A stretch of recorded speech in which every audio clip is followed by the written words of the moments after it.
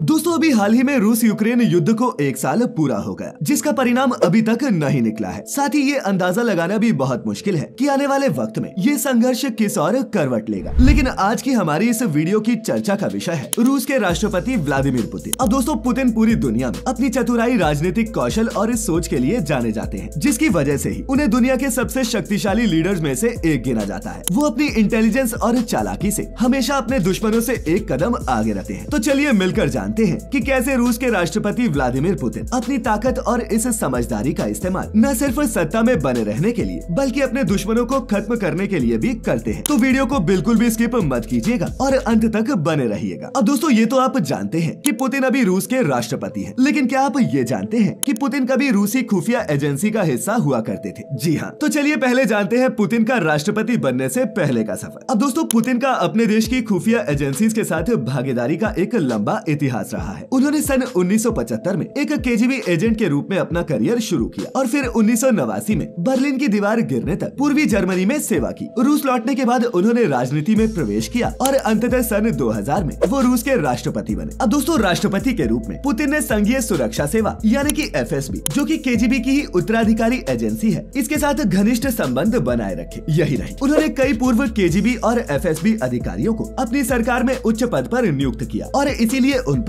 राजनीतिक असंतोष को दबाने और देश पर नियंत्रण बनाए रखने के लिए इन खुफिया एजेंसीज के इस्तेमाल का आरोप लगता रहा है। अब दोस्तों FSB के अलावा भी पुतिन को अन्य गुप्त एजेंसीज जैसे कि सैन्य खुफिया एजेंसी यानी कि GRU के साथ भी समय समय पर जोड़ा जाता रहा है। और तो और पुतिन पर विदेशी चुनावों में भी हस्तक्षेप करने और विदेशी सरकारों और ऑर्गेनाइजेशंस पर साइबर अटैक्स करने के लिए भी इन एजेंसीज के इस्तेमाल करने का आरोप लगा है। उनके राष्ट्रपति बनने की कहानी भी बहुत दिलचस्प है। दरअसल 1990 के दशक में रूस राजनीतिक और आर्थिक अस्थिरता के दौर से गुजर रहा था। राष्ट्रपति बोरिस येल्त्सिन की सेहत बहुत खराब थी और उनकी सरकार भ्रष्टाचार और घोटालों से त्रस्त थी। सोवियत यूनियन के टूटने के बाद तो रूसी अर्थव्यवस्था और भी संघर्ष करने लगी और धीरे धीरे ये देश मानो बिखर रहा था। ऐसे दौर में पुतिन एक उभरते हुए राजनीतिक सितारे के रूप में दिखे और सन 1999 में येल्त्सिन ने पुतिन को रूस का प्रधानमंत्री नियुक्त किया। दोस्तों ये एक ऐसा पद था जिसने उन्हें देश के दैनिक मामलों का इंचार्ज बना दिया। उस समय पुतिन रूसी राजनीति में एक नए व्यक्ति थे, एक ऐसा अज्ञात शख्स जिसे शायद ही कोई जानता था। लेकिन उन्होंने चेचन्या में कड़ा रुख अपनाते हुए वहाँ युद्ध छेड़ दिया और वहाँ फल फूल रहे संगठित अपराध पर नकेल कसते हुए जल्दी ही अपना नाम भी बना लिया। दिसंबर 1999 में येल्त्सिन ने अपने इस्तीफे की घोषणा की और पुतिन को अपना उत्तराधिकारी नामित किया, जिसके बाद पुतिन 31 दिसंबर 1999 को रूस के ऑफिशियल प्रेसिडेंट बने और फिर मार्च 2000 में उन्हें प्रेसिडेंट के सभी अधिकार भी मिल गए। इसी साल हुए चुनावों में पुतिन पर धोखाधड़ी की अफवाहें और आरोप लगे और कुछ विशेषज्ञों का तो यहाँ तक मानना था कि पुतिन के सत्ता में आने का कारण रूसी खुफिया एजेंसी से उनके संबंध ही थे। हालांकि 23 साल से ज्यादा हो चुके हैं और पुतिन रूस में एक लोकप्रिय नेता बने हुए हैं। इसके बाद मार्च 2003 में पुतिन ने एक विवादास्पद जनमत संग्रह करवाया, जिसके तहत चेचन्या के लिए नए संविधान को मंजूरी दी गई और चेचन्या को और इंडिपेंडेंस दी गई। लेकिन दोस्तों ये भी साफ कर दिया गया कि चेचन्या रूस का हिस्सा है और हमेशा रहेगा। फिर अक्टूबर 2003 में चेचन्या में राष्ट्रपति पद के लिए विवादास्पद चुनाव हुए और अहमद कदीरोव की इसमें एक तरफा जीत हुई। उनके अपोनेंट असलान मस्खादोव को चुनाव में खड़ा ही नहीं होने दिया। बता दें कि कादिरोव को रूस का समर्थक माना जाता रहा है और जीत के बाद उन्होंने ये वादा किया कि वो चेचन्या से आतंकवाद को खत्म कर देंगे। और दोस्तों कुछ इस तरह से पुतिन सरकार ने लंबे वक्त से चल रहे चेचन्या मामले को भी अपनी कूटनीति और समझदारी के चलते निपटा दिया। अब दोस्तों आइए जानते हैं कि पुतिन किस तरह अपने दुश्मनों को रहस्यमयी तरीके से ठिकाने लगाते हैं। अभी हाल ही में भारत के उड़ीसा से 2 रूसी एंटोव और बिदानोव के मरने की खबर सामने आई थी। और दोस्तों बता दें कि ये कोई आम रूसी नहीं थे, बल्कि इनकी गिनती रूस के बेहद दौलतमंद लोगों में की जाती थी। अब इनमें से एक की मौत होटल की छत से गिरने की वजह से हुई, तो वही दूसरे की मौत दिल का दौरा पड़ने से। उड़ीसा पुलिस ने बताया कि बिदानोव को दिल का दौरा पड़ा था। बता दें कि एंटोव ने रूस द्वारा यूक्रेन पर अटैक को गलत बताया था। खैर इस युद्ध के आलोचक होने के साथ साथ वो किसी बिल्डिंग से गिरने वाले पहले रूसी बिजनेस टाइकून नहीं है। 4 महीने पहले भी रूसी तेल कंपनी लुकोइल के चेयरमैन रवील मगानोव यूक्रेन में युद्ध की आलोचना करने के बाद मॉस्को में अस्पताल की खिड़की से नीचे गिर गए थे। और तो और लुकोइल के एक मैनेजर अलेक्जेंडर सबोटिन भी मई में मॉस्को के पास ही एक शहर में मृत पाए गए। और दोस्तों खास बात ये है कि अलेक्जेंडर ने भी यूक्रेन से युद्ध की सार्वजनिक रूप से आलोचना की थी। यही नहीं, 52 साल के पावेल चेल्किनोव की लाश भी मॉस्को में उनके अपार्टमेंट से मिली। उनकी मौत गोली लगने से हुई और रूसी मीडिया का दावा था कि चेल्किनोव ने खुद को ही गोली मार ली। अब दोस्तों चेल्किनोव सरकारी रेल कंपनी में एक ऑफिसर थे और मौत के कुछ दिनों पहले ही उन्होंने अपने परिवार के साथ एंजॉय करते हुए एक फोटोग्राफ शेयर की थी। इसके बाद जब उनकी खुदकुशी की खबर आई तो हर कोई बहुत बहुत हैरान हो गया। कहा गया कि रूस की रेलवे पर पुतिन सरकार का काफी दबाव था, जिस कारण ही चेल्किनोव को अपनी जान देनी पड़ी। रूसी मीडिया के मुताबिक उनकी रेलवे यूक्रेनियन हैकर से अपना बचाव नहीं कर सकी और ऐसे में उन्हें अपना एक बड़ा नेटवर्क बंद करना पड़ा, जिसके बाद जंग के वक्त होने वाले जरूरी सामान की सप्लाई पर खासा असर पड़ा। और तो और इस कंपनी पर यूरोपियन यूनियन की तरफ से भी कई तरह के प्रतिबंध लगा दिए गए। और तो और चेल्किनोव के मौत से कुछ हफ्ते पहले ही पुतिन के करीबी रहे एनातोली गेराशचेंको की मौत भी फ्लाइट की सीढ़ियों से नीचे उतरते हुए हो गई थी। एनातोली के बारे में कहा गया कि कुछ साल पहले वो राष्ट्रपति पुतिन के करीबियों की लिस्ट से बाहर हो गए थे। इसके अलावा सितंबर में रहीवान पेचोरिन की मौत भी काफी रहस्यमयी थी। 29 साल के पेचोरिन नाव से गिर गए और उसी समय उनकी मौत हो गई। अब दोस्तों, पेचोरिन वो व्यक्ति थे जिन्होंने रूस के लिए आर्कटिक में कई संसाधनों को तलाशा था और आर्कटिक में रूस के लिए संसाधन डेवलप करने वाले पेचोरिन पुतिन के बहुत करीबी हुआ करते थे। यही नहीं, 55 साल के सर्गेई भी स्पेन में फांसी पर लटके हुए मिले। और इसके बाद मार्च में रूस के अरबपति वसीली मेलनिक को उनकी पत्नी और दोनों बेटों की लाशें भी उनके एक लग्जरी अपार्टमेंट में लटकी हुई मिली। उनके शरीर पर चोटों के निशान थे और पुलिस का इस घटना पर कहना था कि मेलनिको ने पहले अपने परिवार की जान ली और इसके बाद खुदकुशी कर ली। लेकिन दोस्तों, जब पड़ोसियों से पूछताछ की गई तो पता चला कि मेलनिको काफी खुशमिजाज और अच्छे आदमी थे। वो अपने परिवार का तो क्या, किसी और का भी बुरा नहीं कर सकते थे। और तो और पुतिन पर यहाँ तक आरोप लग चुके हैं कि उन्होंने अपने राजनीतिक गुरु एनातोली सोबचाक को भी साजिश के तहत मार डाला। लेकिन दोस्तों, इस केस में भी बाकी के दर्जनों केसेस की तरह कोई पुख्ता सबूत नहीं मिले। एनातोली सोबचाक पुतिन के गुरु थे और उन्होंने 1990 के दशक में पुतिन के सत्ता में आने में अहम भूमिका निभाई थी। पुतिन ने भी कई सार्वजनिक मौकों पर उनकी प्रशंसा की है। लेकिन फिर 20 फरवरी सन 2000 को दिल का दौरा पड़ने से सोबचाक की मृत्यु हो गई। कुछ लोगों का मानना है कि सोबचाक की हत्या उनकी राजनीतिक गतिविधियों या फिर पुतिन के साथ घनिष्ठ संबंध के कारण की गई। लेकिन दोस्तों, इन चीजों का भी कोई सबूत नहीं मिल पाया। अभी हाल ही में कुछ साल पहले रूस के राष्ट्रपति के कट्टर आलोचक और विपक्षी नेता अलेक्सी नवाल्नी को भी अस्पताल में भर्ती करवाया गया। नवाल्नी के प्रवक्ता का कहना था कि उन्हें जहर दिया गया है। बता दें कि मध्य मॉस्को में प्रदर्शनों के बाद नवाल्नी को अपने 1000 लोगों के साथ हिरासत में लिया गया। इसके बाद जब उन्हें जेल भेजा गया तो उनके चेहरे में बदलाव और स्वास्थ्य में खराबी के चलते उन्हें एक अस्पताल में भर्ती करवा दिया गया। और दोस्तों, ये तो सिर्फ कुछ मामले हैं। ऐसे दर्जनों मामले सामने आए जिनमें पुतिन के सीधे तौर पर जुड़े होने की खबर सामने आई। लेकिन अब इसे पुतिन की तानाशाही कहें या फिर उनकी किस्मत, आज तक उनके खिलाफ कोई पुख्ता सबूत नहीं मिले। अब दोस्तों, कुल मिलाकर देखा जाए तो खुफिया एजेंसीज के साथ पुतिन के रिलेशंस कॉम्प्लिकेटेड और मल्टीलैटरल है, जबकि उसने इन एजेंसीज का इस्तेमाल सत्ता पर अपनी पकड़ बनाए रखने और अपने राजनीतिक लक्ष्यों को आगे बढ़ाने के लिए किया है। वो इन एजेंसीज की शक्ति और समर्थन खो देने की स्थिति में कितना कमजोर हो जाएगा, इससे भी अच्छी तरह वाकिफ है। लेकिन दोस्तों, पुतिन की इस चतुराई को जटिल स्थितियों में भी आसानी से नेविगेट करने की उनकी क्षमता, मीडिया और प्रचार के माध्यम से जनता की राय में हेरफेर करने के उनके कौशल और रूस में सत्ता पर मजबूत पकड़ बनाए रखने की उनकी प्रतिभा के तौर पर भी देखा जा सकता है। वो अपने तेज दिमाग और सोच के लिए जाने जाते हैं, जिसने उन्हें अपने राजनीतिक प्रतिद्वंदियों और आलोचकों को मात देने में मदद की है। अपने विवादास्पद फैसलों और नीतियों के बावजूद इस बात से इनकार नहीं किया जा सकता कि पुतिन एक अविश्वसनीय रूप से बुद्धिमान और समझदार नेता है और उनकी स्मार्टनेस ने जिस तरह से आज हम दुनिया देखते हैं उसे आकार देने में एक बहुत महत्वपूर्ण भूमिका निभाई है। तो दोस्तों, उम्मीद करते हैं कि पुतिन की ये कहानी आपको भी इंटरेस्टिंग लगी होगी। अच्छी लगी हो तो वीडियो को अपने दोस्तों के साथ भी जरूर शेयर करें और ऐसी सभी वीडियोस देखते रहने के लिए चैनल को सब्सक्राइब करना और बेल आइकन दबाना न भूलें। फिर मिलेंगे किसी ऐसी ही वीडियो में, तब तक के लिए आपका बहुत बहुत शुक्रिया।